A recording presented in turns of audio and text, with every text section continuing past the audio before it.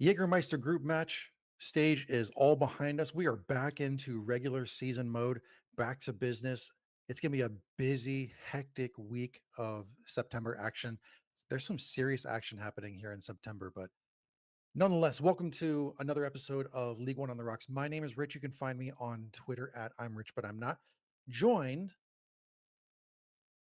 by the man opposite me here in the live stream here, and this is the man who can win Connect Four in 3 moves. Imagine that. That is Brian. You can find him on Twitter at Mediocre Ace. How you doing, man? I'm doing well. All things considered, I think my mental health is better off for going to bed last night as opposed to watching the rest of the match. Um, that match, of course, was Union Omaha being defeated by Spokane Velocity in a match to forget, in my opinion. But I'm sure Yeah. Spokane fans rightfully aren't forgetting that one anytime soon. Yeah, it wasn't the greatest performance. Looked like Spokane fans were having a great time though. Hmm. I agree with you there. I think they were having a fun night. Um, but yeah, I want to jump into that as soon as possible, but at the same time, like, fuck it, let's just go for it. Oh, uh, so this was a match that kicks off a very busy month for Union Omaha. And as I sort of alluded to in the intro, this is a serious month of September for Union Omaha and a couple of other clubs. But since we're here talking about Union Omaha, I mean, if you look at I'm pulling up their schedule right now, their regular season. Well, actually, we can pull up the full season because they made the quarter or the semifinals for Jägermeister Cup. hmm.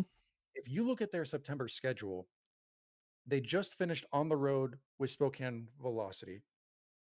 Today was obviously a travel day. Tomorrow will likely be a light or low impact training day. But then they go right back into action Saturday night against Greenville. Hmm. They follow that up with the Jägermeister semifinal against Northern Colorado at Northern Colorado next week, next Wednesday. Follow that up with a Saturday match in Windsor against Northern Colorado again. And just a week later, they return home to host Knoxville or One Knox. So that's certainly no team to sleep on either. And then this is in October, but still, the very next week they play against Spokane Velocity again. Yep. That is a tough lineup of matches for Union Omaha. It is definitely the time where you see what your guys are made of. That's for sure. Um, there were a lot of things that Omaha did not do very well yesterday that they usually do. A startling number of just miscommunications in the back really kind of doomed them. Obviously, with the pass back that was intercepted by Luis Heel and put in, um, really kind of shows that. But I think the biggest problem that I have with the match as an Omaha fan was just Omaha's lack of ability to get the ball meaningfully into the box, the opponent's box, and um, and really just the lack of creativity. There was a whole lot of very vanilla style plays that they were running to get guys freed up, and when they did, all credit goes to Spokane for how their defense handled it. I mean, they were sitting at one point. I think they were sitting all 11 guys behind the ball. So definitely an emphasis on preventing Omaha from scoring, and they did until the last minute of stoppage time, which is just a garbage time. Great goal, but garbage time goal.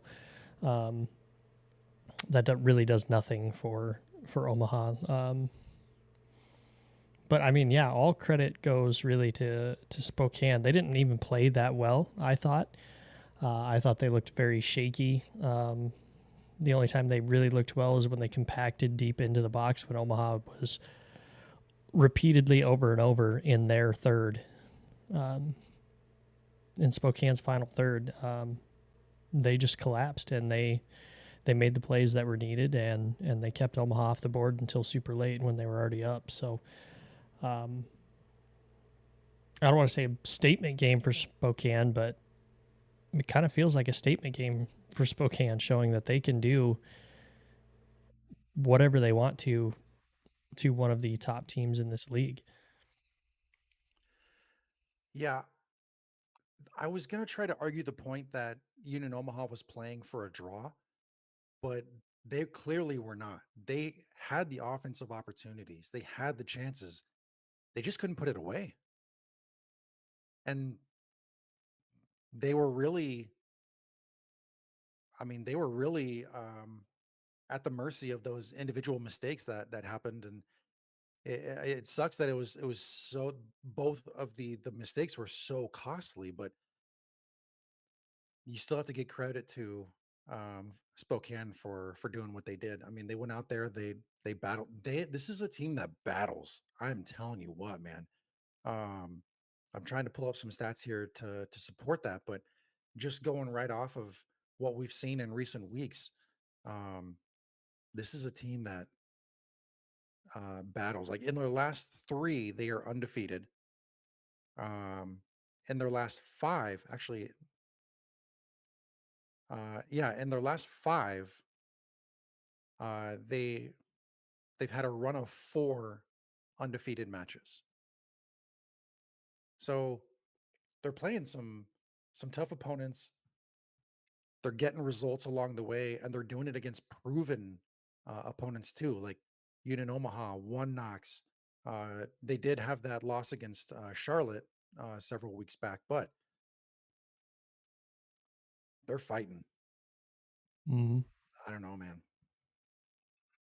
Yeah, I think it's definitely Spokane more showing what they can do as opposed to. I mean, I know Omaha didn't play that well, but that being said, I mean, you still have to take care of business, and Spokane did. I fully expect Spokane um, to continue this run of form that they're on currently. Which, if you're a Spokane fan, I mean, you're sitting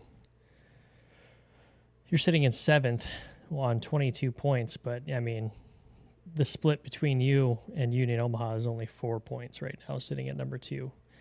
Yeah. So 6 points from top. I mean, this is very tight table yet again. Um, and I think one thing that I found super interesting is that Spokane has traditionally this season been very ball dominating. They've had possession for they're one of the highest possessing teams in the league, if not the highest possessing team in the league, and they didn't need it last night. They didn't have, I think they only ended up with 43 or 44% possession for the entire match. Um, yeah, that didn't seem to phase them. They did what they needed to do, even if Omaha didn't gift them a goal with a pass back. I mean, they that would have been a draw if you just take out that one goal. So um, full credit to Spokane. I think they came out last night and they knew exactly how to beat Omaha, and it showed because they did. Yeah, Spokane is certainly a team that when they get the ball, you need to crowd them fast because they're so organized with the ball. If you give them time to think, they're gonna work their way around you because they're so accurate on the ball. Uh I they mean, don't. last night they did not show that, but they still were able to fight through Omaha's extreme pressure for the entire match. Yeah, and both teams were really allowing the other team to work to their strength. Union Omaha likes to work those flanks. They had 38 crosses last night. Spokane was working through the middle lane of the pitch. So I mean, they were allowing each other to work to their strengths. Um, it just so happened that Spokane had the better night. Mm-hmm. They definitely played. They played the better match, I thought. Yeah. Oh, so we've got some chats already live. Tim with Ranting Blue Penguin Media saying there was a match last night. We need booze for this. And CJ coming in saying we got booze for this. Tim saying statement game for Spokane or Biden debate performance for Omaha. I don't know that it was that bad.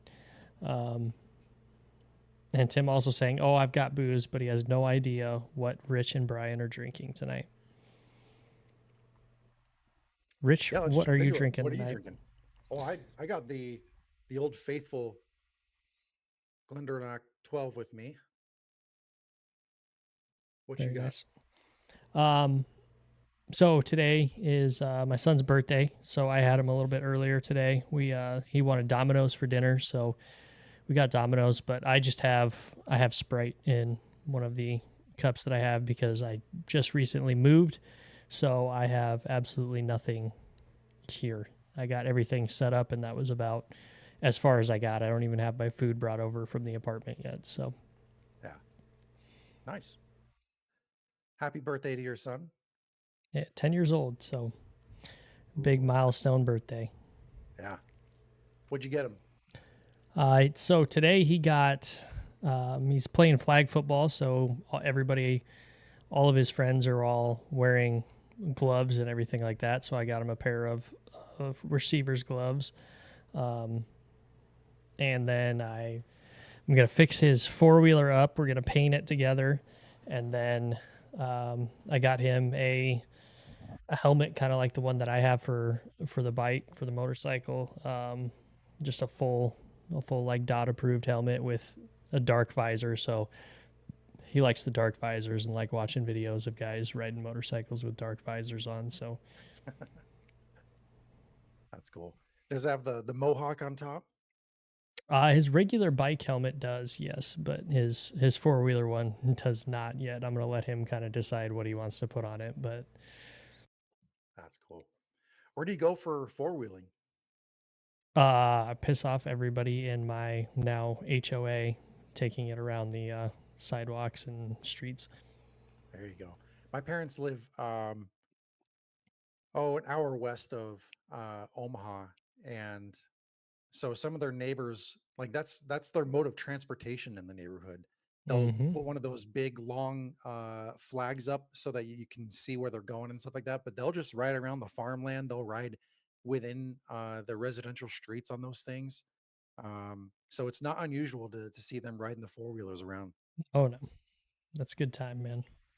Yeah, I like it, and I mean, you'll see it. I think even over here, uh, I'm sure I've seen people in golf carts riding around, so they can't be too big sticklers about non-licensed vehicles out on the road. So, yeah, but we will find out. I'm sure if it's an issue, I'll hear about it, and they'll just have to deal with it. that's cool. Well, we do have some news coming out of League One. We have quite a bit of news here, actually. We have a lot of call ups coming from a few teams. But before we do that, Chattanooga announced last Wednesday, in addition to CHI Memorial Stadium, Section 117 is going to be titled the Olivia Reeves Champions Corner in honor of the Chattanooga native who claimed a gold medal in the women's 71 kilogram at the 2024 Summer Olympics in Paris. It was the first gold medal in weightlifting since 2000. So Oh that's yeah, actually pretty cool. I that really is like that. that is a really cool renaming of a section. That's cool stuff. It's always really cool to see people honoring uh, athletes like that grew up in their hometown. So um, big props to Chattanooga because that's really cool. Yeah. And then last Thursday, Tormenta announced that Josh Ramos is going to be called up to the U.S. Virgin Islands national team ahead of their two matches in the CONCACAF Nations League. They already played Bahamas, and I believe that was last. Shoot, I can't remember what day that was. a couple days ago, I think. But it was a 3-3 draw. And then next up, they have Barbados. Josh Ramos will be back in action as soon as that match is over with. So he'll be returning to Statesboro um, shortly after the full time whistle there, and he'll be beginning training with the Tormenta squad soon after that. Very nice. Also being called up to their national teams, Juan Carlos Obregon, no surprise there, Mm-mm. getting his first senior national team call up for Honduras. That is cool. Yeah, the That's cool. first national team call up for the senior team is, yeah, that's a big deal. Yeah. Um, and I mean, there's Trinidad and Tobago is their first match. That one maybe not so much a big deal, uh, but their match on Tuesday the 10th is a big one. That Jamaica team is turning into one of the better teams in CONCACAF. So Yeah. um, that one is definitely going to be one that's on my radar to check out. Yeah. That'll be a lot of fun to watch. And Obregon obviously deserves the call up. He's been tearing it up in League One this season. Oh yeah, Um, at the moment, he has what? I think he's leading the Golden Boot race, isn't he? very well might be. I could check that out. Yeah, he has 11 goals. Closest behind him are Kempis Tequila, Pedro Dolbella, and Liam McKinnon with 8 goals. So Obregon is leading the Golden Boot race this season. Um, just having fantastic performances week in and week out. So good on him for getting that call up. And then another call up. This one coming from Fuego, and this one was announced yesterday.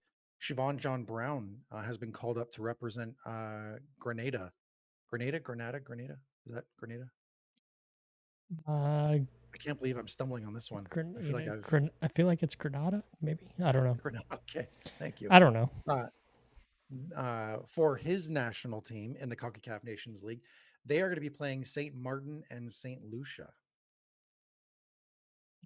So that'll be fun to keep track of as well. You had some big news come out of Union Omaha earlier today. Yeah, Max Schneider coming back from loan from what'd you call that? The retrieval from Omaha to Indy 11. He's been loaned back out from Indy 11 to Union Omaha. If I had to take a wild guess at this, he was brought back for their Open Cup matchup against Sporting Kansas City, which if you didn't see, Indy 11 ended up losing that match. So Sporting Kansas City on to the final of the Open Cup. I don't remember It was who what, they're 2-0? playing. I believe it was 2-0. And is it LAFC that they're playing in Yeah, because I the think final? LAFC beat Sounders 1-0. Yeah. So at all MLS Open Cup, we don't care about that. Yeah. But yeah, it's cool to see Schneider come back in a position that Union Omaha is looking like they're going to need a little bit of help with, especially with an injury now to Joe Gallardo, which we haven't heard how severe that injury is. But when you can't put any weight on your limb when you're coming off the pitch, that doesn't bode well. So Yeah. definitely a loan that was well timed. So Yeah, it is bad timing because I was also talking to Tim, Ranting Blue Penguin Media, and I was telling him that um, Gallardo has to be careful because he's at risk of mhm. suspension for yellow card accumulation. But then he gets injured, and that's just too bad. You don't want him to miss any matches, especially to injury. Um, so hopefully he recovers quickly and he's back in action and does not get in yellow card trouble upon his return. Right. For the month of August, Coach of the Month was awarded to Darren Powell over at Lexington Sporting Club. Guided the club to their first ever unbeaten month in league play. So that's a big achievement there. He had a really good quote in the Coach of the Month announcement, and he said, "It's a nice honor to get for the month of August. Most importantly, these honors are for the team, players, and staff included. I just appreciate all of the hard work the players and staff have done for the past month and throughout the season. We all feel that we will continue to get better during September and October. It's a good quote. Very good. Yeah, you can definitely tell that this award definitely means something to Darren Powell. But what I think is really cool is that he shouted out everybody on the team that made it possible. You know, it's one thing to get an award for an individual effort, but then to turn around and praise every single other piece, including the rest of the staff, um, and all the players and everything. It's for some coaches, it feels like it could be lip service, like they're just telling you what you want to hear. I don't feel like that's the case here. I think Darren Powell really believes that, and I think that's one of the things about Lexington that they've kind of gone on this little bit of a run recently. Um, I mean, in their unbeaten in their last four, so definitely something that is looking up if you're a Lexington fan in your last season in the league. So Yeah, this is big because before the month of August, they were what sitting at like 6 points or something like that, mhm. and they were in the race for the wooden spoon.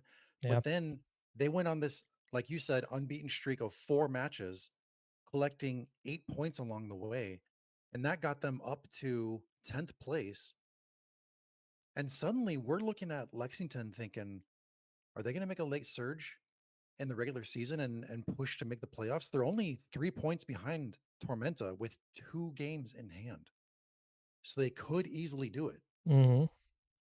They have a tall task this weekend because they play Northern Colorado and they play in Windsor. So tough assignment. Um, but if they go in there with plenty of confidence, they could certainly make things interesting. Hmm. So I don't know. But it's good to see that Darren Powell has a good head on his shoulders with this quote. I like how you said, he was putting the spotlight on everybody within the club, not just the himself and the Yep. players. Right alongside Coach of the Month, we also had Player of the Month for August, and that was Ethan Horde from Northern Colorado. He finished August with 2 goals and 1 assist, and he had a pretty good quote too. It's not just about an individual performance. My teammates made me look good. I think I've grown a lot this season because coming in, training was really hard, but now I'm getting used to playing with better players. I totally agree with him. Um, I can totally believe him when he says that coming in training was really hard because I have no doubt that Eamon Zayed has high expectations for his players and he's pushing them hard. Oh, he works them. And the reason that is entirely believable is because when you see Northern Colorado take the pitch, they play with determination and a speed and just an intensity that you don't see from every team in the league, and they do it on a routine basis. That's Hmm. that's Northern Colorado. That's become the staple of their style. It's just who they are. So to see him buy in to the standard that Coach Zayed has out there in Northern Colorado, and then excelling with those kind of individual performances, good for him, man. Yeah, and I mean it's also, I mean, you can kind of tell that this award is something that he could not really have done um, without the hard work from the rest of his teammates, because it looks like, and it sounds like, and not even just both of those things. If anybody remembers our interview with Eamon Zayed out there, um, he expects a lot out of his players. He expects his players to be professional and to do exactly what Ethan Horde is saying that they do, making everybody else on the team better and look better. So I think they really kind of took that to heart And I mean, it would have been real hard to pick a player from any team, but especially from Northern Colorado to give this award to other than Ethan Horde. I think the league got this one exactly right. Yeah. I think if I remember reading the article correctly, Ethan Horde finished with 70 some odd percent of the vote. And then next highest was Kempis Tequila out of One Knox with like 20 some odd. Yeah. But even Kempis Tequila's having a phenomenal season too. I think he's leading scorer in club history for One Knox. He's sitting at 8 goals right now, second place in the Golden Boot race. Um, but to go back to Ethan Horde, for several weeks, you and I were singing the praises of Bruno Rendon because he was that routine threat for Northern Colorado. But you started seeing Ethan Horde starting to collect, uh, these notable performances, and now here's Northern Colorado with two very good, very strong attackers. So not only can you stack them and pair them together, um, and they can work off each other. I mean, these guys are going to be a huge dual threat for them as we progress to the end of the regular season. So it's going to be fun to watch. Mm-hmm. I agree.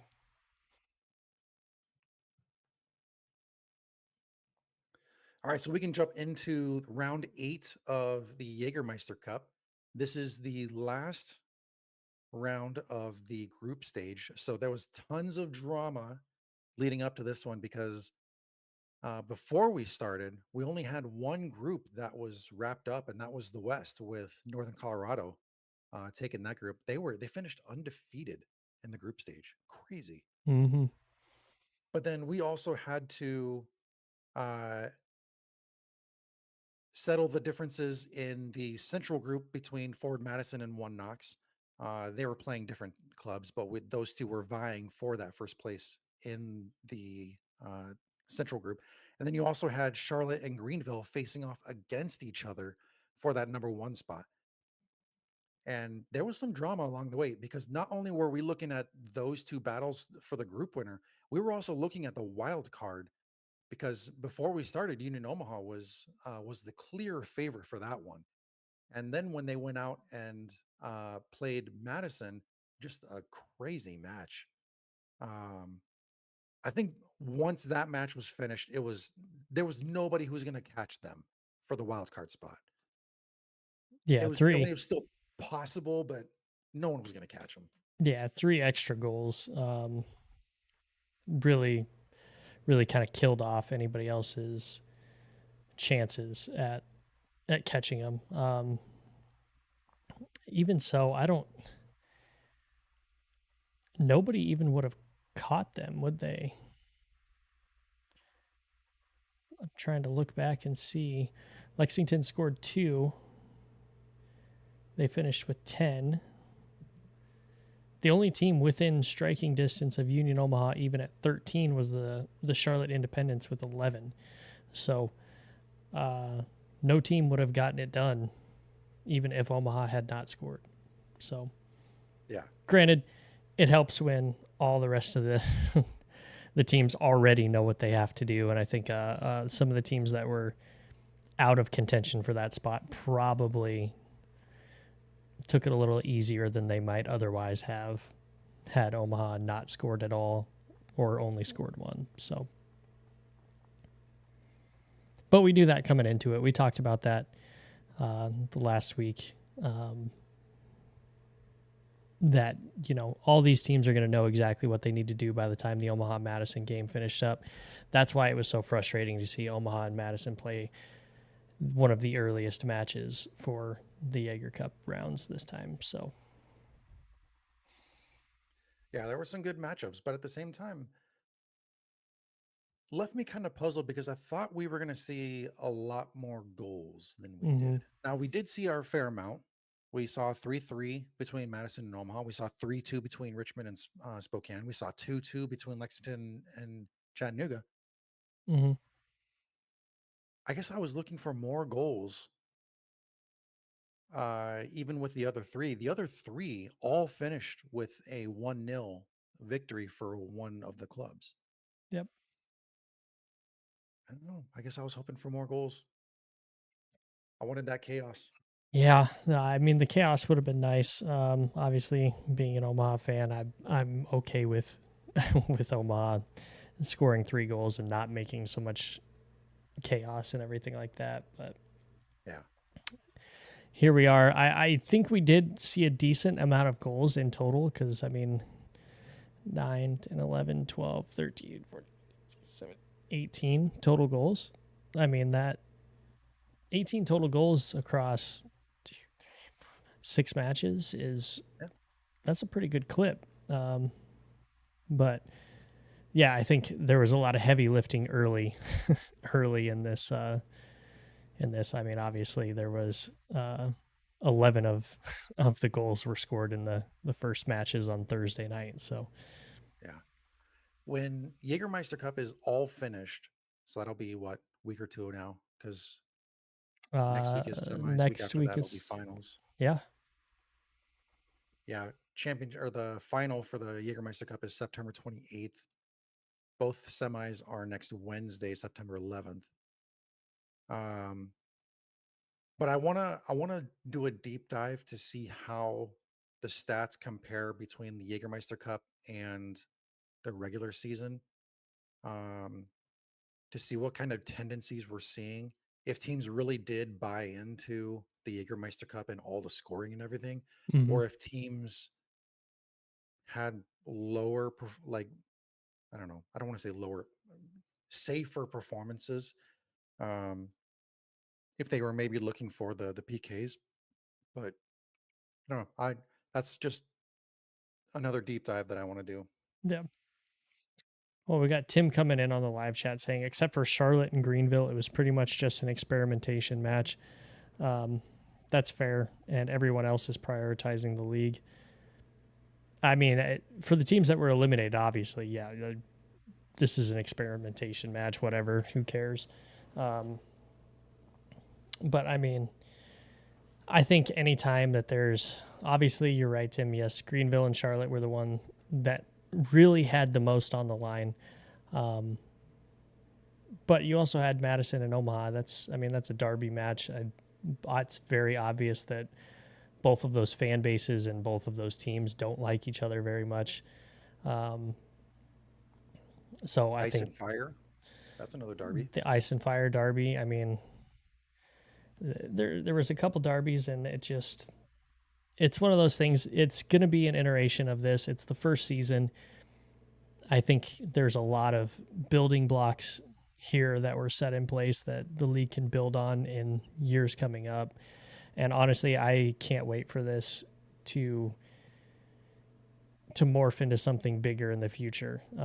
Even if it sticks at League One for a few seasons or whatever, it has the potential to be something really cool, especially if it ends up, unfortunately, taking the place of uh, the U.S. Open Cup, just because of how poorly the U.S. Open Cup is being run and run over by MLS and everything like that. It has the potential to do that, so that could get very interesting.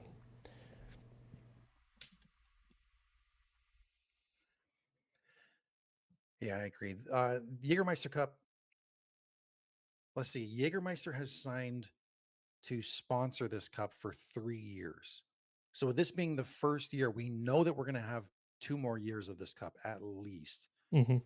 I would not doubt um, that the League One clubs want to extend that as far as possible. Clearly, Jägermeister has bought in with the amount of investments they have, provided not only for prize money but for promotional materials, for fan giveaways. Jägermeister has truly bought into the cup, and I would love to see the league and the teams buy into it more. Um, Yeah. and I think we're gonna see a whole lot more of that next season. This is sort of that sort of first time out, kind of test it, feel it, see if it feels good, if it looks good, all that kind of stuff. But with the amount of um, investment that Jägermeister has in this cup, it's only going to get better. It's going to get bigger. It's going to get better um, in so many ways. And it's going to be exciting to watch. Yeah, I agree with you. So, with that said and done, I mean, winning the East group was Charlotte after beating Greenville. So, Greenville was leading the East group basically the entire group stage. But then on the very last day, Charlotte swooped in and took that first place spot from them. And then in the Central, Ford Madison won their match by virtue of PKs over Union Omaha. So even before One Knox kicked off against Tormenta on Sunday, they knew that they were eliminated from winning the group. They then had to play to win the wild card. But even at that point, I mean, they were looking at what was like 10 goals or 9 goals or something like that to Yeah. get the wild card. So it seemed like that was a bit out of reach for them. And as we already mentioned, Northern Colorado locked up the West group, going undefeated in the group stage. And not only did they lock up the West group, they also locked up the number one seed and home field advantage throughout the rest of the tournament because of that dominant play in the group stage.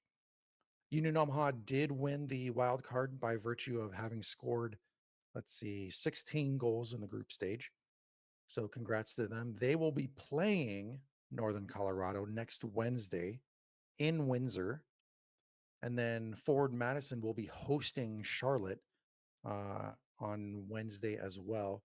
Forward Madison and Charlotte will have the early kickoff at 7 p.m. on Wednesday, September 11th. Immediately following that match, also on ESPN Plus, will be the Northern Colorado Union Omaha match kicking off at 9 p.m. Eastern. Those are both going to be some really, really good matches to watch. I'm excited for those. We've seen some good matchups between Ford Madison and Charlotte even this season. Let me track those stats down really quick. Um, do do do. Ford Madison played Charlotte in just a couple weeks ago in week 17 with a 0-0 draw in Breese Stevens. And now they get to host them again just a couple weeks later. Um, Ford Madison and Charlotte do play one more time in week 22. That one will be in Charlotte's stadium. So we'll have to keep an eye on that one. But this one will for sure be in Breese Stevens. And then as far as Northern Colorado and Union Omaha, they played in week 10 of the regular season with Union Omaha winning on the road 2-1 in that matchup. They do play again in just like we said, what next week or the week after? Be next September Saturday. 14th. Yep, next It's like Saturday. a week and a half away. Yeah, it's funny how that ended up working out, and you just kind of wonder how much of that was the league maybe looking at the schedule, like I know NoCo like clinched the earliest and got all this stuff figured out, but also Omaha plays NoCo Saturday. We should probably just pair them up anyway for sake of not having to pay them to fly back out at a different time. Do you think Union Omaha is going to stay that entire time? Oh, if you got a match on Wednesday and you play in Windsor again on Saturday, yeah, I'd assume so. I don't see why Yeah. you wouldn't. I'm sure Northern Colorado. I'm sure there's fields in Colorado for them to go practice on if they can't. If Northern Colorado doesn't allow them to use future legends, which I can't imagine they wouldn't anyway. Um, Yeah. I think most of the teams and owners and stuff in this league are pretty well good friends and kind of understand that let's have the competitiveness not turn into something that is a hate rivalry as opposed to a respect rivalry, Yeah. not a And Union Nebraska Omaha, football and Colorado football rivalry. ooh, that's also true this I just had to weekend. throw that one in there. That's going to be a good one. And Union Omaha, they don't bus to Northern Colorado, do they? They fly? I think they fly. I think I remember last season, somebody was in the airport. I don't remember who, and saw the team flying out. I believe that was a Colorado one. Okay. I think Windsor's got to be what, a 8.5, 9 hour drive That's what from I was Omaha. thinking. Yeah. I don't think Yeah. you're going to bus 8.5, 9 hours. I think that's a little long in the tooth, I would assume. But I think, let me do a quick search here because well, while you're doing that, Luke Martin in the chat asking, what are the odds another league, and he mentions championship, joining the Jägermeister Cup next season? I if I had to put an odds on it, I'd say probably 50-50. I mean, it's from what we kind of know about what teams are thinking in the championship as far as promotion relegation. We know that there's teams at the top that are like, yeah, let's do it, and teams in the bottom that are like, no, let's not do it. I'd assume it's something along those same lines, but I'd put the odds maybe at 50-50 for that one. and I just looked up the drive distance or the amount of time it would take to drive from Statesboro to Richmond, and it's 7.5 hours. I know that we've allotted 8 hours for that drive, but yeah, we bus to Richmond. So I guess it depends on the team, but we bus to Richmond, and but yeah, I mean, like you said, it's like 8.5, 9 hours to Windsor. So Mm-hmm. yeah, I think they would much rather fly because you have Denver International right there, and then you can just take a bus. Oh yeah, short bus ride, Yeah. and that's what an hour and 10-minute flight, maybe something like that. Yeah, if even that. That's a short one. That's a long hotel stay though, Mm-hmm. especially Definitely with is. all the rooms that you were reserving, plus the team room and all the meals and the training. You got to arrange all that stuff too. Like there's some logistics you got to take care of there. And man,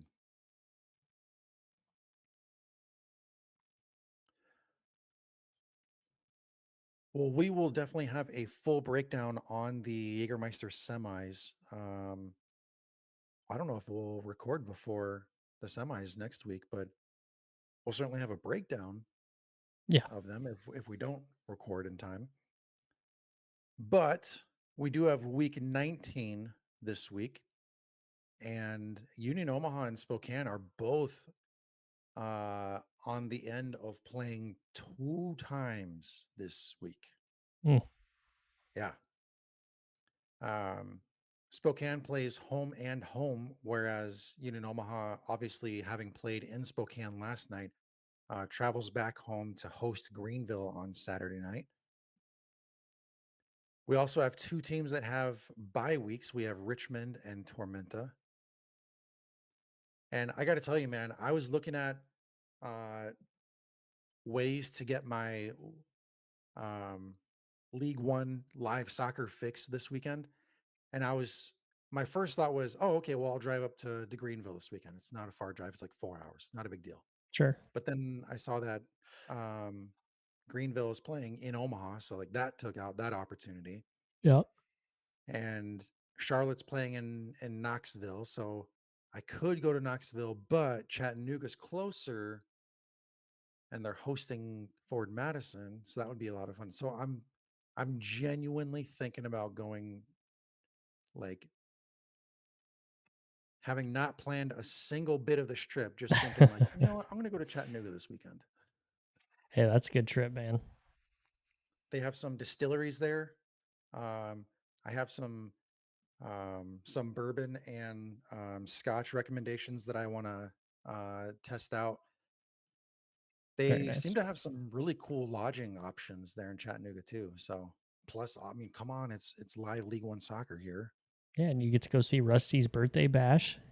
Yeah. That's the See, promotion this Saturday. that's their promotion. Hell yeah. Um, so last time Tormenta had a bye week, I laid low, didn't do anything. I didn't even watch League One soccer that weekend. Like I was just like, I need the weekend off. Um, but the bye week we had back in April, that's when I decided to go to Madison for the Henny Derby. and that was an incredible weekend for so many different reasons. Um, but so if I do end up going to Chattanooga for the second time in 3 bye weeks, I will be watching a Ford Madison match. Man, turned into a Madison fan over here. I was just gonna ask you, does that make me a Ford Madison fan? It depends. Do you have Forward Madison merchandise? Shit. It's in the other room, but yes, I do. I have a Ford Madison scarf. Yep, definitely are then. Oh, and when I was at the Henny Derby, they were handing out these because Bessie was retiring that night. Yep. So I got uh, uh, Dairyland. Very nice. So yeah, I got this retirement squishy thing from for Bessie's retirement. But yeah, so Saturday uh, we have 5 matches. All of them are going to be aired on ESPN Plus. There was an adjustment to the kickoff time for One Knox and Charlotte. Originally, it was supposed to kick off at 7, but they bumped it up to 4:30 p.m. Eastern time. So, if you are planning on going to that match, know that it kicks off at 4:30 and not 7. You don't want to show up to Regal Soccer Stadium late and miss out on this match because that's going to be a really, really good one. Hmm. I agree. Um, yeah, this is one that you've got two teams here that are going to be fighting tooth and nail. Only separated by 4 points right now, with One Knox having a game in hand on Charlotte here. I mean that's going to be a hell of a match. You've got a very talented attacking side in Charlotte going against a very talented defensive side in Knoxville. I think it's immovable object and unstoppable force right there. Definitely going to be one for the ages. I'm actually super excited that it is the early match and they did move it up, so I'll actually be able to catch some of this before heading to the stadium on Saturday. And One Knox did, I'm sorry, yeah, One Knox did defeat Charlotte earlier this season, back in week 2 of the regular season. They defeated Charlotte Independence 2-1. And that was in Charlotte. So Charlotte's done it once. Can they do it again? Mm-hmm. I mean, you've got with the first beer being on Knoxville for their promotion. I mean, that crowd's going to be rocking, man. Oh That's yeah. going to be a good one. The only thing you have to worry about is I don't know what the Volunteers are doing this weekend, but I don't know if Tennessee has a game. Maybe that is why they shifted it up. Yeah. Which, That's my assumption. take notes, other teams in the league with big giant home games for the biggest sport in your state. Um, Yep. I don't know who that could be at all. Who could be taking hints and notes about that? But Yeah. But even if you don't drink, make sure that you take advantage of that option for the beer voucher and give it to somebody 21 years or older. Because I guarantee you, somebody in that stadium is going to take that beer, um, and it's going to fuel their, I don't know, it's going to fuel their fun that night. I guarantee mhm. you. So make sure that everyone is getting a beer when they get to that match. That's going to be cool. They do have a promotional ticket offer for the Oktoberfest promotional theme. $18 gets you a ticket and a beer voucher. So, like we said, Yeah, that first beer is on One Knox. Take advantage of it. yeah. I mean, $18 for a ticket and a beer. You can't even. Some stadiums you can't even buy a beer for $18. So, Yeah. And then 7:30 p.m. Eastern time is when Chattanooga hosts Forward Madison again on ESPN Plus. And as we already said, this is Rusty's birthday bash. So that's a good enough cause right there. Celebrate that mascot's birthday, Get out there. But this is also going to be a good match in and of itself. hmm. Um, they have not played yet this season. Chattanooga and Ford Madison in the in the regular season. So they'll play this week here in week 19, but they'll face each other in just a few more weeks in week 23 when they go to Bree Stevens for the regular season series finale for that one. Yeah, I mean this this is definitely going to be a sneaky good one. I mean you've got Chattanooga on the brink of a playoff spot, and you have forward Madison right now in league play looking a little bit vulnerable, um, being 1-3-1 in their last five. Chattanooga is definitely going to be looking to move up in the rankings, especially with some of the teams ahead of them looking a little bit wobbly. Unfortunately for you, Rich, that is South Georgia Tormenta, um, looking wobbly, but it's definitely one that if they can make a statement win, similar to what Spokane did to Omaha, this could really be a turning point in the season for Chattanooga to get them back up into that playoff position. And it's going to take a hell of an effort because I think Madison's going to come into this match expecting to win, um, and expecting to do well. They want to climb the ladder as well. Sitting on 25 points, that could tie them with Charlotte, depending on the rest of the results this weekend for first place. So Madison's going to be coming in with a little bit of swagger, and I think they definitely have something to prove as well. So it's going to be two teams coming out trying to prove something and trying to further cement their status in playoff soccer. So it's definitely one that is going to be a sneaky good one to watch. Yeah, Ford Madison is coming into this one with actually both teams are coming into this one with a bit of confidence, having won their match in the Jägermeister Cup. Um, both of them having to do so in PKs because Chattanooga defeated Lexington after a 2-2 draw after 90 minutes, had to go to 10 penalties to beat Lexington 10-9. And then Madison going 3-3 after 90 minutes against Union Omaha had to um, ended up defeating Union Omaha 5-4 in PKs. But if you look at regular season stats, this is where things get a little interesting. I think this one could be the sleeper match of this week because in the last five, Madison has won one match, only scoring 4 goals. They were shut out in 3 of those matches and they conceded 4 goals. Now, when you look at Chattanooga, they won once in those 4 matches, losing all of the other 4 matches. And they scored 3 goals in those 5 matches, conceding 6, 8, 10 goals. So with Chattanooga showing the propensity to concede goals, but not really score a whole lot, makes me want to think Madison is going to be the one to predict in this one. But looking at Madison's inability to score in their own right, being shut out in 3 of their last 5, that's scary, dude. That's tough. Yeah. So that's why I think this one could be the sleeper of the weekend. This could be a really good match. I like it. I like it. I think you've convinced me that this is the premier match this weekend.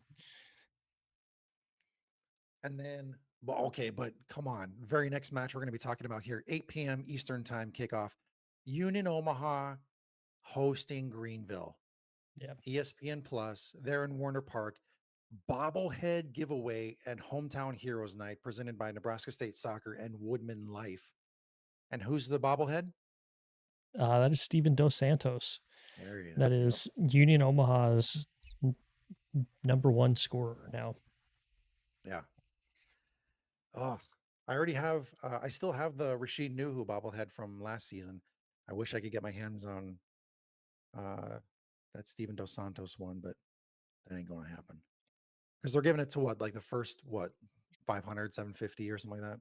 Or is it 1200. even less than that? 1200. 1,200, really? Yeah, That's not bad at all. I'm gonna go in. I'm gonna try to work some magic for you. Perfect. I love that. If you need me to send you a ticket or something like that, I can, because I still got my season tickets. Okay, cool. No, I'll figure it out. Um, We know some but people, Rich. We'll get it taken care of. love that. So Union Omaha and Greenville, classic matchup. These two do not blow each other out. Like these are always close. These are always competitive. They played earlier this season in Greenville and finished with a 1-0 victory for Union Omaha. That was a hot, humid, muggy, just that was a hot evening. Hmm. That was back in week 14 on July 13th. Um, and for Union Omaha having the performance they did against Spokane, this is the perfect time to get a victory over Greenville because Greenville, not so hot in their last three or their last five. No. We just talked about how Ford Madison has some concerns on their end, but looking at Greenville, they're winless in their last three. They've only won once in their last five. In their last five, they've only scored 3 goals and conceded 5 along the way. Greenville's another team that in their last five has been shut out 3 times. So this is definitely the right time for Union Omaha to take advantage of this opportunity. In the last five, Union Omaha has scored 7 goals and conceded 5. But don't let that fool you because these matchups are always good, always entertaining. Yeah, I think the really big thing to watch in this one is how Union Omaha is going to bounce back from kind of a defensive nightmare in their last match, because there are some dudes on Greenville that are going to pounce on mistakes like that a lot quicker than most other teams in the league.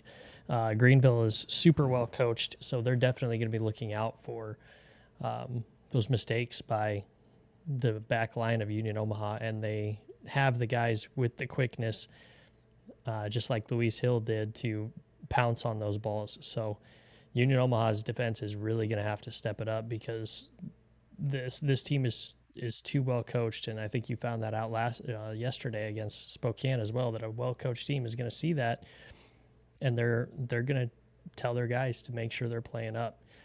And I know Greenville traditionally plays that kind of sit back on the heels and then hit you on the counterattack option. It seems like they've been going a little bit further away from that now with Rick Wright, but definitely something I can see coming back and rearing its head against Omaha because it has worked so well in the past against Omaha.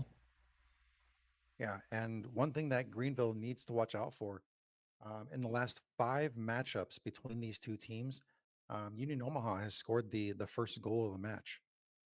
Um, so if you're Greenville and you're playing from behind against a Union Omaha squad, I mean that's a tall task in and of itself. Um, but the big thing you need to watch out for if you're Union Omaha is just how quickly Greenville moves into space and they move their pieces. Uh, it's like they're seeing multiple steps ahead of you, and as you're reacting to something that is already developing within your own half, they're already moving their pieces into place to counter. And Mm-hmm. once they're on the counter, good luck, man, because they're gonna score. Um, Jamie Smith, Liam McKinnon. I mean, that's that's a good team.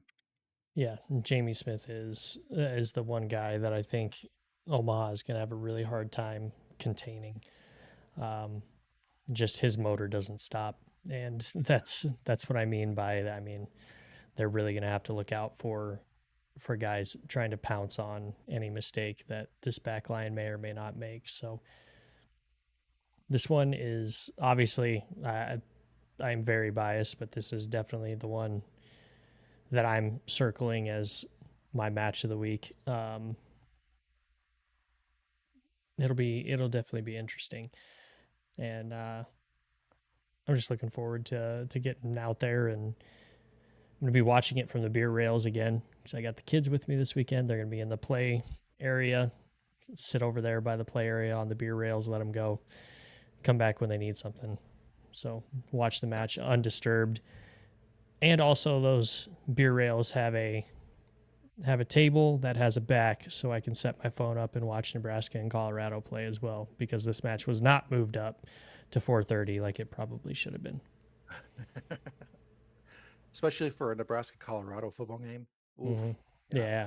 Yeah, I fully expect there to be a low attendance number on Saturday in Omaha. Yeah. Um, so you have Lightning Green, you have Greenville Green. You also have the opportunity for Union Omaha to wear those purple kits. Do you think there's going to be more red in the crowd? Oh, I think so. Yeah, Yeah. yeah. I don't know. I don't know yet. You might see a Nebraska hat on my head instead of the Union Omaha one. I'm not quite sure yet. Yeah. Maybe a Nebraska polo and I'll bring one of my 7 million Union Omaha scarves with me. It's There supposed you to be go. chilly too. Anybody in Omaha, it's supposed to, I think 74 is the high for Saturday. So once that sun goes down, it's gonna be a little chilly. Tim, yes, of course, Liverpool red counts. Absolutely. I am so jealous of you with those temperatures.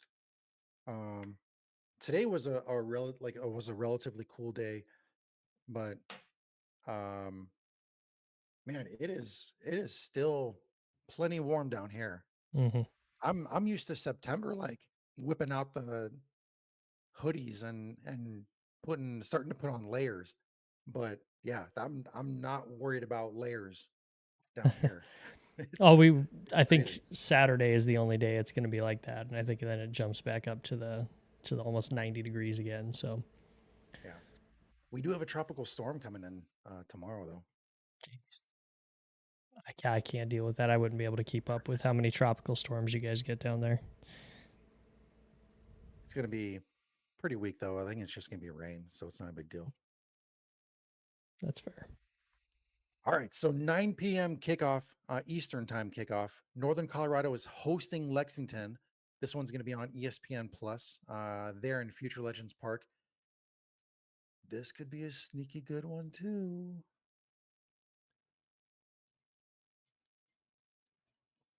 They did play in the first week of the season, um, and they played in Lexington, and they finished with a 0-0 draw. Now, obviously, things have changed quite a bit for both of these clubs since then. Both clubs had a bit of a rocky start to the season, but in recent months, both teams have seemed to start waking up. Northern Colorado certainly had their fair share of victories. I mean, they're currently sitting in sixth place, and Lexington unbeaten in their last four. Um, they were sitting in 12th place, but now they're in 10th.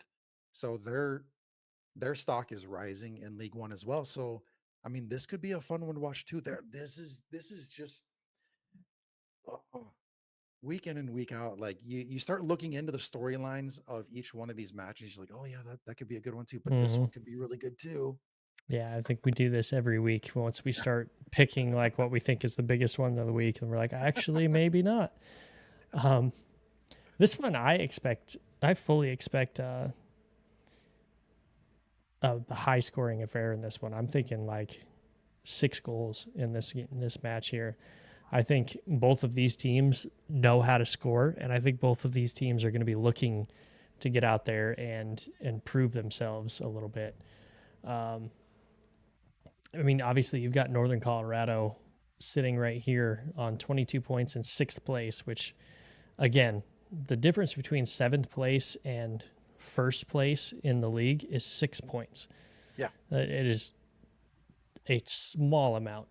And then you have Lexington sitting here could move up into a tie for eighth place with Tormenta with a win. So both of these teams are really looking to cement themselves again. I mean, it's another one of those things. It's we have gotten to the point of the season where if you have not been paying attention up until this point, you should be paying attention now because every single one of these matches has huge implications for the teams involved because the table is this tight and Northern Colorado and Lexington is the most perfect example for it. You have one team that just wants to better their playoff position and one team that is fighting to get into the playoffs. And both of those teams just happen to be offensive juggernauts. So you're going to see them going for it and trying to get it done. And I really think this lends itself to being a high scoring and a very entertaining match to watch. Totally agree. Um, man, I'm excited to see what the both clubs bring to this one because the intensity that Northern Colorado plays with and the the style we're starting to see gel among the Lexington squad. Oh, that is a good matchup. Um, oh, that's gonna be so much fun to watch. Yes, it would. Um, I don't even know if I'm ready to give a prediction for that one yet, but um, one thing that Lexington has to be careful of heading into this match uh, is red cards. They have, I think they've had a red card in each of their last two regular season matches. And we all know that Northern Colorado's intensity can bring out that emotion from their opponent. And so if Lexington takes the bait, they could easily find themselves getting another red card in this match. So, Lexington, cool your jets. Just play your game. Don't buy into it. Yeah. But if you're Northern Colorado, man, go full throttle, pedal to the metal. Yeah. Just do it. I fully anticipate this as this is going to be a this is going to be a match that you would want on CBS Sports Network for casual fans to watch, in my opinion. Yeah. And then to finish off the week 19 matchups, we have Spokane hosting Fuego. Now, if I remember correctly, let me pull that up here really quick. Um, those two played each other twice in the Jägermeister Cup, but they have not played each other yet in the regular season. And the Jägermeister Cup in round one, they finished with a 1-1 draw with uh, Fuego winning in PKs. And then Fuego beat Spokane again in round six. But regular season, they play each other this week and then they play each other again in week 23. Yeah. I mean, if we, it's really tough. I don't want to pile on Fuego again for like the eighth week in a row. Um, they started to do better like 4 weeks ago. They got those 2 wins in their last five, but they have also, in their last five, they are 2 wins and 3 losses in the league. You have Spokane coming in their last five. They are 2-2-1. I just think that Spokane, especially with that win over Omaha, they're going to be riding that high, and I think it's just going to be a little too much for Fuego to deal with. Um, but if you are a Fuego fan, I mean, you have beaten this team before. Granted, Jägermeister Cup play, but win's a win. That's going to give you momentum going into it. And I really do think that Central Valley does have the ability to come out and win matches against teams they shouldn't beat. Um,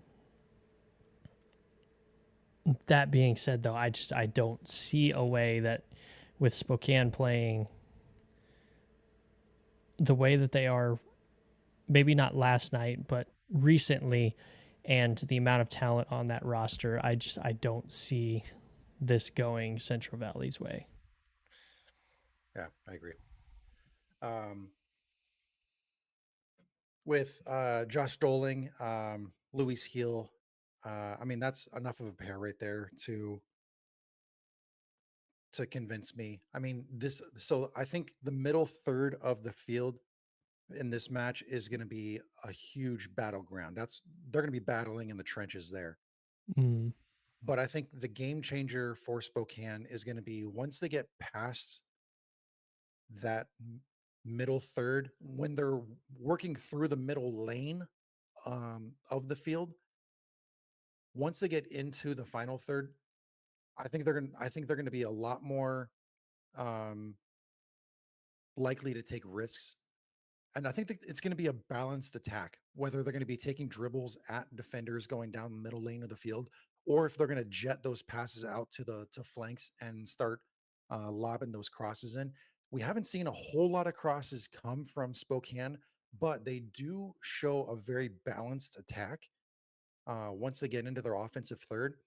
And I think that is going to spread. That's going to test Fuego's defense, shifting, watching their assignments, marking up, um, trying to fill those spaces. This is going to be a true test for Fuego's back line. yeah. Um, Fuego, I think, is going to be more focused on countering. Mm-hmm.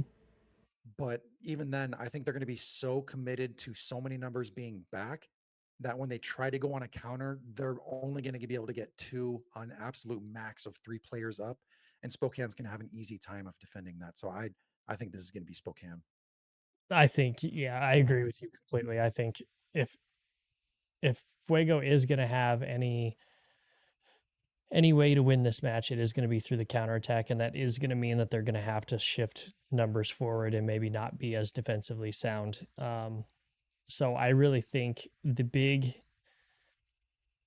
I think the biggest thing that this match is going to be decided by is I think Fuego is going to be able to outrun Spokane on these counterattacks.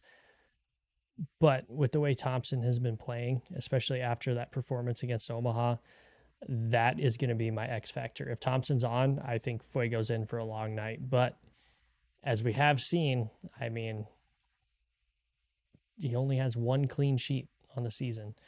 Um, Granted, he hasn't completely played that much either. Um, but even with the limited amount of playing time, he also has more saves than Valdez in goal for Spokane. So um, I think Thompson is definitely going to be the X factor here.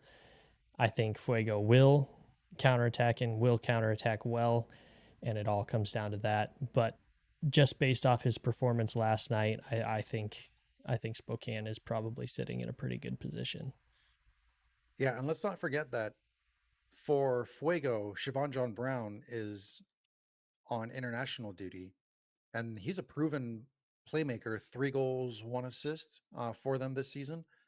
So having a presence like him not on the pitch is going to be big for Fuego. And yeah, I agree with you. I think Spokane's got this one.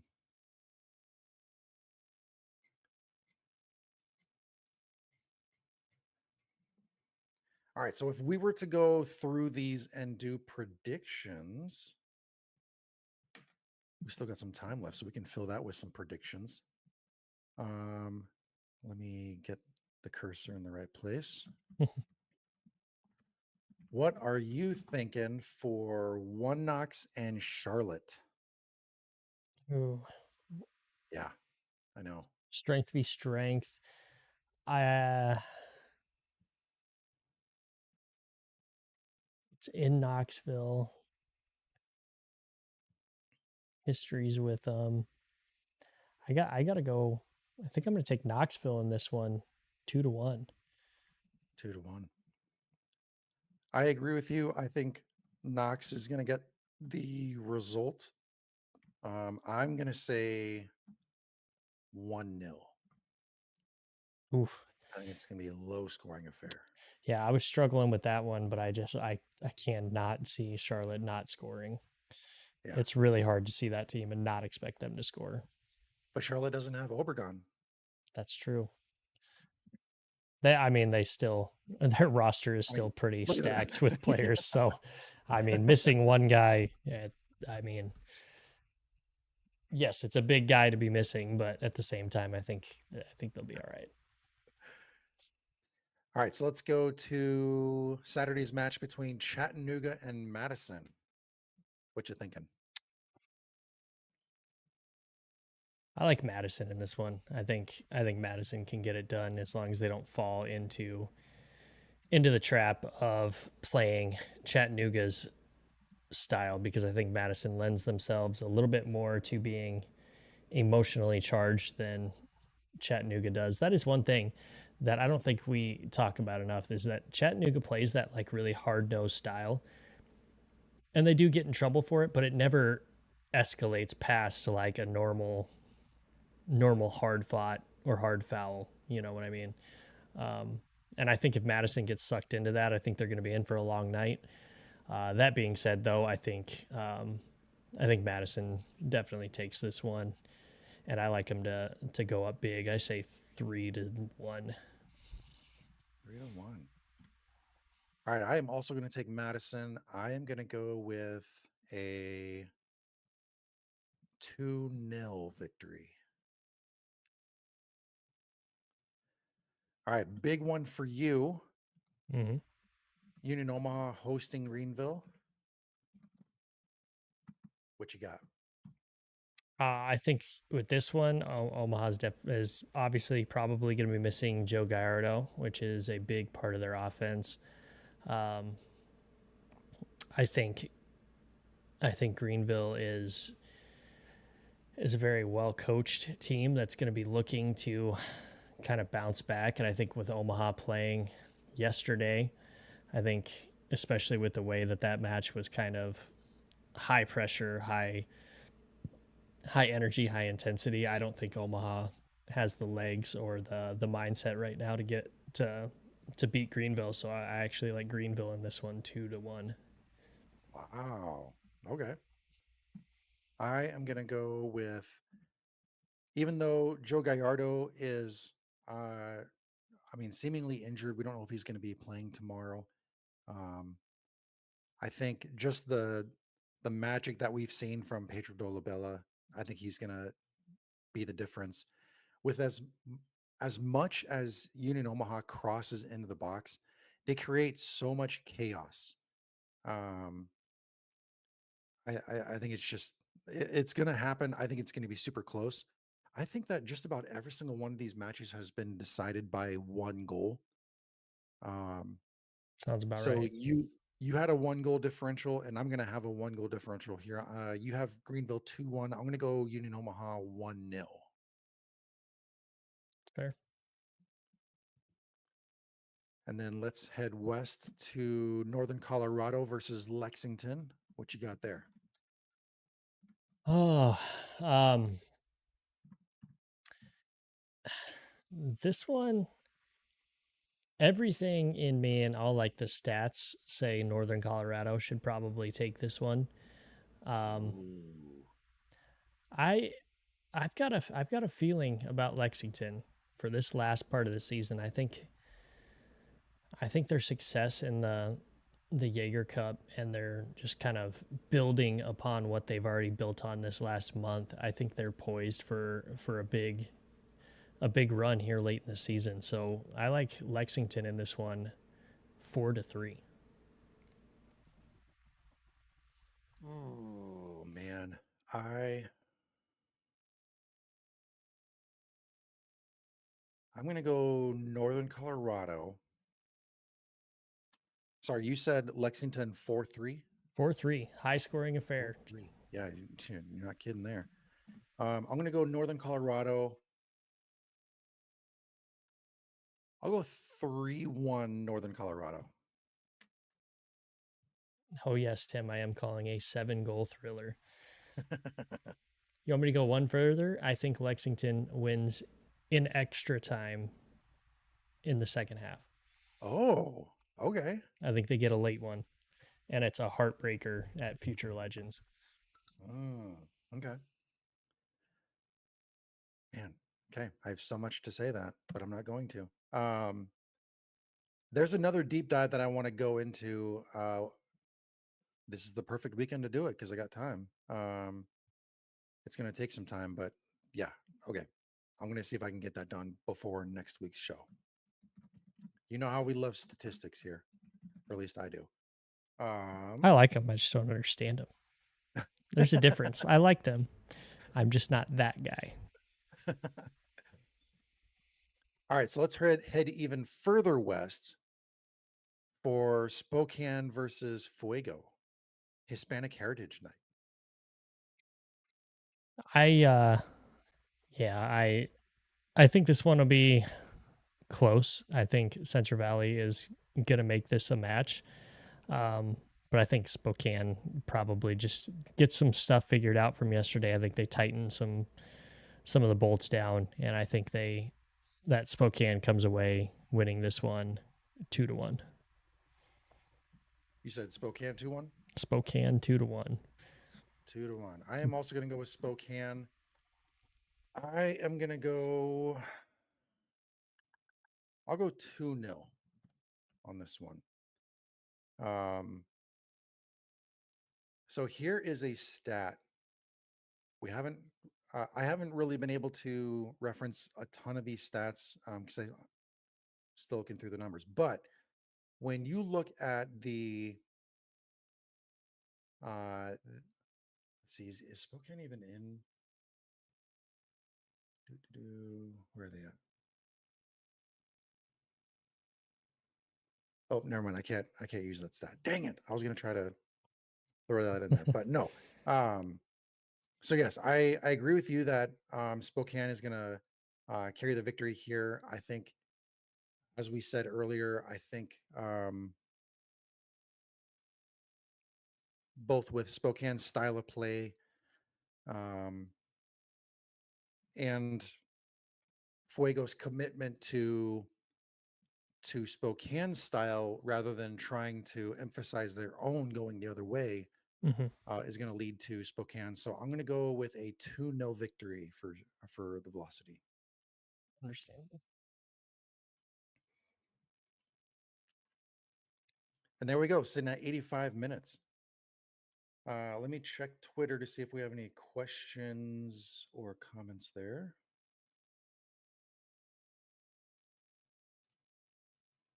No questions there.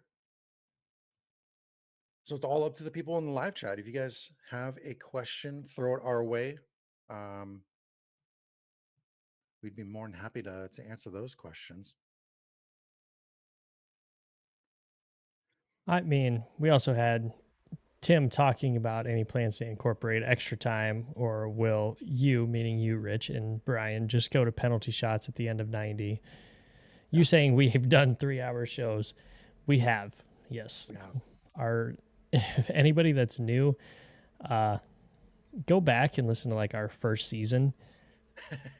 If you want like super long, super in depth, like definitely too in depth shows, um, I mean, our show was longer than the length of a single match Oh yeah. by a good amount. Some of those shows, I don't think it was our first one, but it had to have been definitely in the single digits of our shows. I think we had like an almost 4 hour show at some point. Yeah. It just, yeah, we were super excited for sure. Yeah. Oh, that is a good one. Ooh, I'm so glad. Okay, Tim coming in. This is so good. Okay, Tim with Ranting Blue Penguin Media. Do you still think the current top four represents the final top four? Brian, I will let you go first because I have a lot to say about this one. Do I think the current top four represents the final top four in no particular order? So that would be Charlotte, Omaha, Madison, and Knoxville. Um,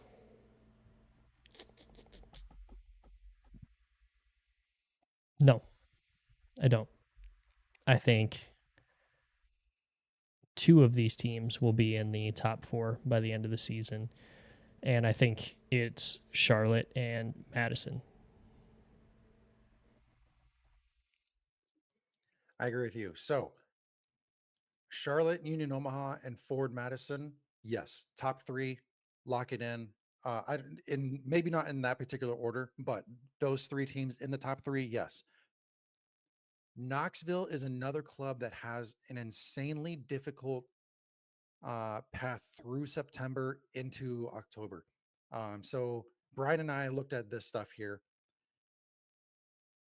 One Knox has four remaining home matches, three of which are against playoff clubs: Charlotte, Madison, and Spokane.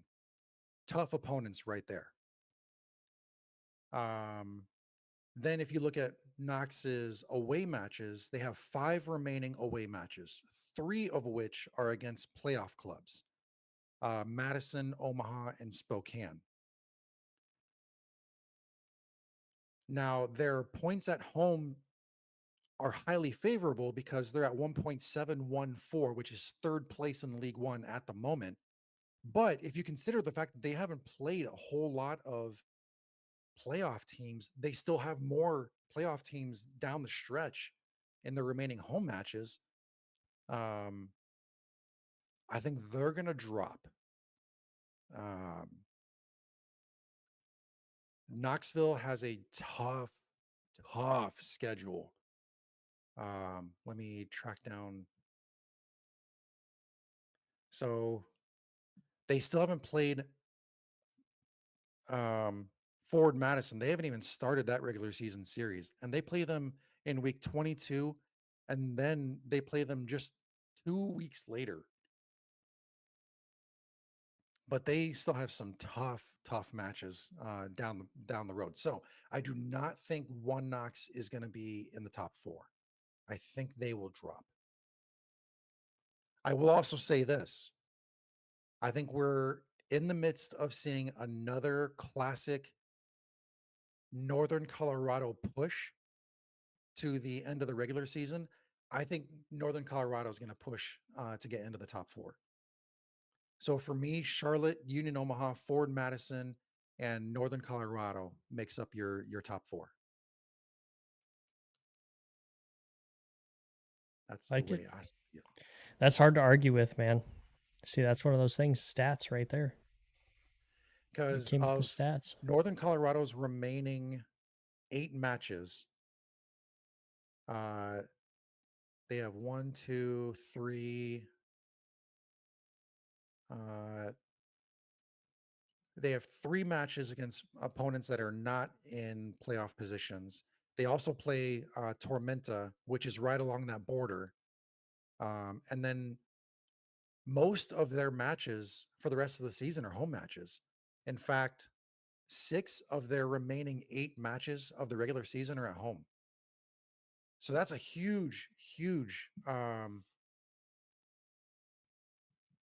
pro for them. I think Northern Colorado is going to get in the top four. It's hard to argue with. That's where I see it. All right. Anybody else in the questions? Another question, or we will go ahead and wrap this up because we are sitting right at 91 minutes.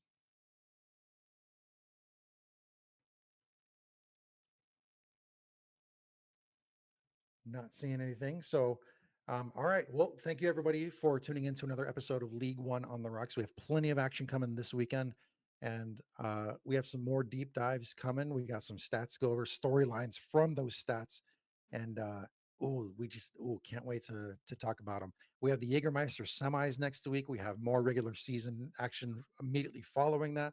So the fun never stops with League One. I tell you what, man. So this is a good time to continue tuning in. We'll be back next week for another show. My name is Rich. You can find me on Twitter at I'm Rich, but I'm not. And that is Brian. You can find him on Twitter at Mediocre Ace. Thanks again. Thanks, guys.